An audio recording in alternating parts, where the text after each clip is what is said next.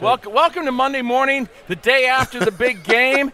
Wow, it's like it hasn't even happened yet, Sean, and yet we've got you here, isn't it? We're here with Sean Salisbury. Sean, here's the highlights of Super Bowl 46, and you break down this stuff for us. What happened? Guys, very few lowlights, and like I'd said last week coming into this game, and you see here, neither of these quarterbacks has the choke factor in them. They played as we expected them to play. Both put up big numbers, but the whole key to this game and why the Patriots won in a close game with the ball in their hand at the end is because Tom Brady was standing upright most of the game. Okay, now, Sean, last week when we were there in Indianapolis with you, you know from Radio Row, nobody on Radio Row said the Patriots would be winning this game. Even though Vegas has them winning, nobody had them winning. Well, that's exactly why they're sitting with a mic. They're sitting behind us in a mic and not out there coaching and playing. That's a good point. Okay, that's a good point. And if they were that smart, their butt would be in Vegas making money off the game too. So as Brady stands upright and got to now crown him the best quarterback ever. Yeah, four Super Bowl rings and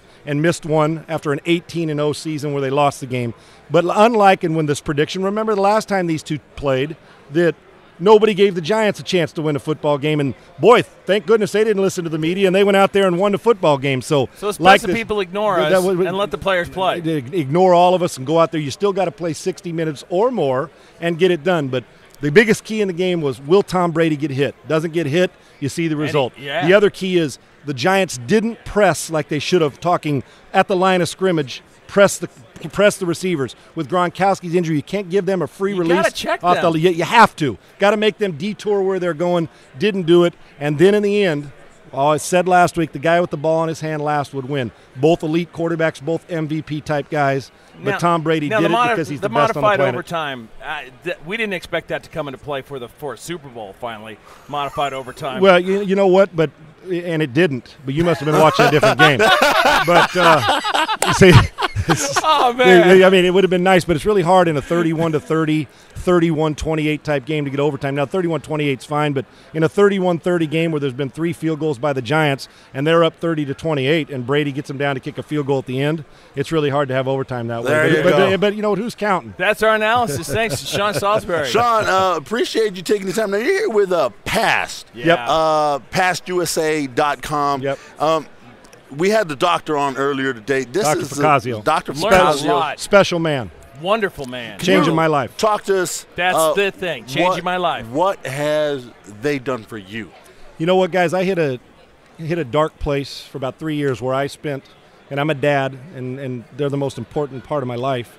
And I think I was still a good dad, but, kid, you can't fool kids. Right. No. And after I'd lost my dad and went through a difficult time when I left ESPN and loved them and had great 12 years there, and then the chronic pain of neck surgery, back surgery, bone-to-bone on knee, all these things that a lot of us have. Mine's no different than anybody else. Just depends on how you deal with it, and sometimes I didn't deal with it as well. But other than being with my kids and having to run to the grocery store, I didn't leave my house for 3 years for about 24 hours a day. Wow. I became fully reclusive. That's why when people see me here today, they're like, man, Sean's been so long. Well, yeah, this is my first one back since 2008. I disappeared.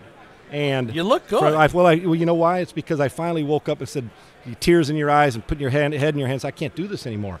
And Past, Jennifer Smith, who's with Dr. Facazio, is part of the medical team, had been talking to me for a year without meeting me, saying, Sean, I know you're in a dark place. We're afraid I can help you. And I went and got my shoulder. I needed a rotator, labrum, and biceps repaired. Jeez Louise. And then they did a full blood test, and I find out that when my hormone level of testosterone is about 600 points too low, which is there's no reason you can't get out of bed. There's a reason you can't get out of bed. Well, you know what, Sean? Honestly, we've had. And I was depressed as all hell. We've had advertisers talk to us about testosterone and the little blue pill. No, for basic guys, a lack of testosterone means you're no longer have the energy for anything. And you don't want to do anything. It's not about, you don't want to change your situation. It's a walking killer not having the proper testosterone in your system, because what happens is that it just becomes the domino effect. You don't have that, you lose energy. You don't have energy, you stay withdrawn. You stay withdrawn, you start to question yourself. You question yourself, you get depressed. You get depressed, you lose your self-worth and self-esteem. And unfortunately, sometimes we allow, as football players or as broadcasters or entertainers, it happens all the time, where you get to a point where your self-worth is locked up into your career as opposed to things that shouldn't, the more important things. Your family. Well, it's still important, because you guys know I have a passion for what I do and I love doing it. That being said, I'm also supposed to be macho, football player, jock. Right. That's what we're supposed to be. Not allowed to admit weakness. And I stayed in that same form for 3 years until I said, you know what, it's okay to admit that maybe you had a hard time. Right. Because any other normal human being that went through a hard time like this, everybody'd say, hey, crap happens, man. Yeah. We can fix this. And what different am I from the guy that walks across the street or anybody else other than I had people that cared and a doctor that's amazing and full physical and do it all. And with this new, as you guys know, the new concussion rollout that we've had now, it's free, guys. It's pro bono to every former NFL player. Okay. Right. Why wouldn't you do what? Don't suffer like I did. Don't Right. suffer. Get it done now so we can improve the quality of your life. So I've asked Christian McCoy, I've asked Charlie Brown, and I'm going to ask you this one question, which is, if you could get a hold of the head of the NFL Players Association, and especially some of those on the Veterans and Committee, I can. I know, this is my point, and you could really rattle their cage and get one message in their head, one message for them to listen to digest, and to make a change, what would it be? Well, the first thing for me, the message would be, and I'll make 2 points here. The message would be simply all you current players that the union really cares about, and that was why I've been, and I understand that, but I would simply say every one of these current players is going to be a former player. Don't ever forget it. Because as a current player, you never think the career is going to end. Right. And I can tell you this, and I'm going to ask you guys this question. And what cancer has done for the awareness for like Susan G. Komen, unbelievable, isn't it? Yes. The pink in the month of October, Yes. and it's Yes. what the NFL's done for it. I mean, everybody's wearing pink gloves and shoes. Right. It's amazing, and it brings you to tears. I lost my dad from lung cancer. And Right. He didn't smoke a Leukemia. cigarette. Yeah, didn't smoke Yeah. a cigarette a day in his life. Nope. From asbestos. So whenever that big C word's mentioned, it's like, oh my gosh. And what they've done for lung cancer, and the NFL's involvement, and just how everybody supports Susan G. Komen, and it's great. But let me ask you this. Our own. People need to take care of their own, too. Right. How did Johnny Unitas die? I have no idea. How did Walter Payton die? I do not know. How did Bill Walsh die? I do know that because we're from California and my wife grew up near Stanford. Okay, So that's the only reason I know that. How about Don Coryell or Sid Gilman? No idea.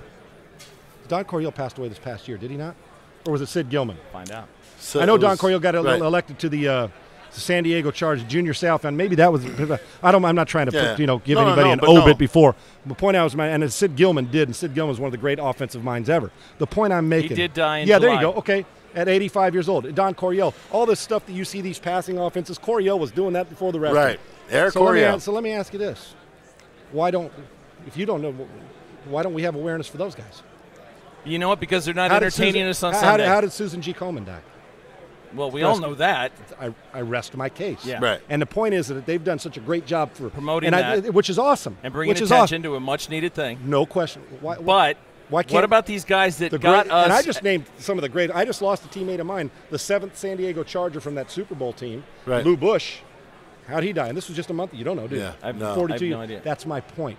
Is that how do we create awareness to where the people who did this thing, who created this league? Well, and they entertained us over so many years as families Well, I in can America. I can tell you this. Take a look at this building you're sitting in, and we'll go across the street and look at the stadium. Yeah, I've as much as seen I it. love to call it. There's one guy mainly responsible for bringing awareness to it, and he wears number 18. Has got a neck injury right now. Right. Without Peyton Manning, they don't have that new facility. I'm sorry to tell you. No, that's they just don't. No, this city doesn't care about football. This city cares about basketball. So and Peyton This is Manning. Until Indiana. Peyton Manning changed now that. got him Peyton Manning thinking came and about football. changed things. This So- security lady just turned around and said, "That's right." So my point is, well, there's no. I'm not bitter. NFL gave No. me the greatest times of my life. Right.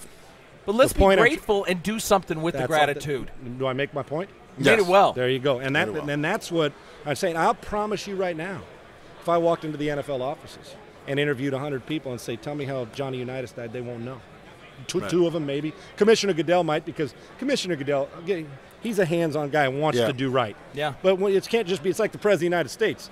I mean, while you may like him or not like him, he doesn't make all of it. I mean, you got to have some help making some decisions. He's not trying to screw things up. Yeah, I don't think Roger Goodell sits at home saying, how can I make these the former league players worse? suffer? Yes. Right. But I'm going to tell you right now, when 3 years after Peyton Manning's done, the NFLPA is not going to be worried about Peyton. The NFL, the players, the NFL is not going to be worried about Peyton Manning's health.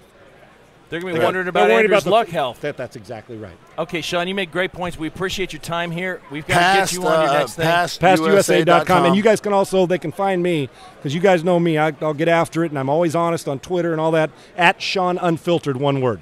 At Sean Unfiltered. Yeah, let me grab that for you, Write buddy. that down. Sean Unfiltered. Sean Salisbury, great talking to you So as always. appreciate the time. We are actually happy to see you back out and about. Honestly. You know what? It's, Get back in the you game. know what? And I'm going to tell you, it almost brings me to tears and makes me emotional because I'm really happy to be back. Been a It's long obvious. run. It's I really obvious, am. Sean. And you were doing the right thing. You're back out here. You're doing what God put you on this earth to do, which is to be with people and to make a difference in this world. And you know what? The truth is, sometimes we say that because it's the right thing to say, but I really am trying to now, and I'm never taking a picture again and putting it in my cell phone. Sean Salisbury, I folks. love you guys, so man. much. Thank Thank you you. very I'm much. honored, man. Thank you. Appreciate God you. bless. Thanks, guys.